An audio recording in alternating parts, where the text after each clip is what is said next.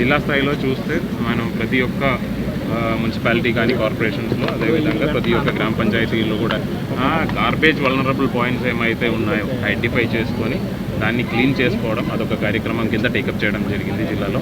రెండోది ఈ ఉపాధి హామీ పథకం కింద చాలా వరకు మనం community soap pits, individual soap pits sanction చేయడం జరిగినాయి.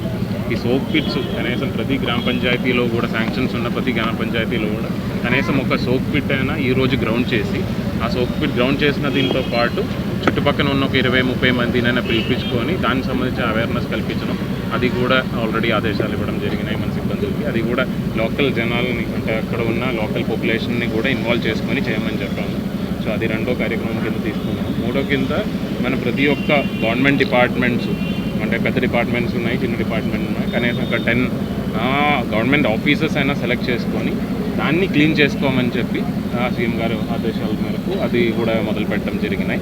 సో ఇలా ఒక 3-4 కార్యక్రమాలు ఈరోజు క్లియర్గా మనం ఈరోజు మొదలు పెడుతున్నాము. ఇదే విధంగా ప్రతి థర్డ్ సాటర్డే కూడా ప్రతి నెలలో కూడా రకరకాల కార్యం ఆల్రెడీ మనకు షెడ్యూల్ అయితే స్టేట్ లెవెల్ నుంచి ఇవ్వడం జరిగినాయి. ఈ యొక్క రోజు మనం క్లీన్ స్టార్ట్ అని చెప్పి అంటే స్టార్టింగ్ జనవరి కాబట్టి స్టార్ట్ ఆఫ్ ద క్యాంపెయిన్ కాబట్టి క్లీన్ స్టార్ట్ అని చెప్పి గార్బేజ్ వల్నరబుల్ పాయింట్స్ కానీ క్లీనింగ్ ఆఫ్ ఆఫీసర్స్ కానీ దాని మీద ఫోకస్ పెట్టడం జరిగినాయి.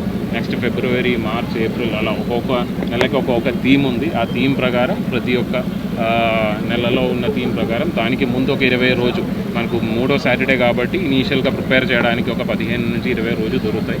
ఆ 15 నుంచి 20 రోజు ప్రిపేర్ చేసుకొని చాలా క్యాంపెయిన్ మోడ్లో కనీసం ప్రతి ఈ యొక్క 3-4 నెలల్లో కనీసం జిల్లాలో ఉన్న ప్రతి ఒక్క పాపులేషన్ని కూడా టచ్ చేసినట్టు యాక్టివిటీస్ టేకప్ చేస్తాను. ఆనరబుల్ ఎంపీ గారు కూడా వాళ్ళకి సంబంధించిన సిబ్బందులందరూ కూడా యాక్టివ్గా పార్టిసిపేట్ చేస్తారని చెప్పి ఇన్స్ట్రక్షన్స్ కూడా ఇచ్చినట్టున్నారు. సో అది కాబట్టి ప్రతి ఒక్కరిని కూడా ఇన్వాల్వ్ చేసుకొని జిల్లా స్థాయిలో ఇది ఒక ప్రాపర్గా సక్సెస్ఫుల్గా చేస్తామని అనుకుంటున్నాను. Thank you. ఆంధ్రప్రదేశ్ స్వచ్ఛ దివాస్ అనే కార్యక్రమం ఈరోజు మనం ప్రారంభించాము. కమిషనర్ గారు, కలెక్టర్ గారు వీళ్ళు రావడం, ఎందుకంటే మెయిన్ ఇక్కడ కమిషనర్ రోలు మున్సిపాలిటీలో చాలా ఉంటుంది. అట్నే కలెక్టర్ గారు మనకి రాష్ట్రం మన జిల్లా అంతా ఇది పాటించాలా. ఈ స్వచ్ఛ అనేది చాలా ముఖ్యం. ఎందుకంటే గ్రామాల్లో ఈరోజు మీ అందరికీ తెలుసు ఒక టాయిలెట్ వాడాలంటే ఎవరికి కూడా ఇష్టపడటం లేదు. దాన్ని మనం కలిగించాలా. గ్రామాల్లో టాయిలెట్స్ని దేని దగ్గర కట్టియడం, గవర్నమెంట్ తరఫున కట్టియడం, దాన్ని వాడేటట్టుగా కూడా మనం చేయాలా. దానికి ఖచ్చితంగా గవర్నమెంట్ సైడ్ నుంచి అక్కడ ఎవరెవరు ఉన్నారో దాని తగ్గ పొజిషన్స్లో ఉన్నోళ్ళు దీన్ని ముందుకు తీసుకోవాలా. అట్నే మా సైడ్ నుంచి పొలిటికల్గా కూడా లోకల్ లీడర్స్ ఉంటారు. ఆ లీడర్స్ కూడా ఇది ఈ స్వచ్ఛ ఆంధ్రప్రదేశ్ అనేది ముఖ్యం.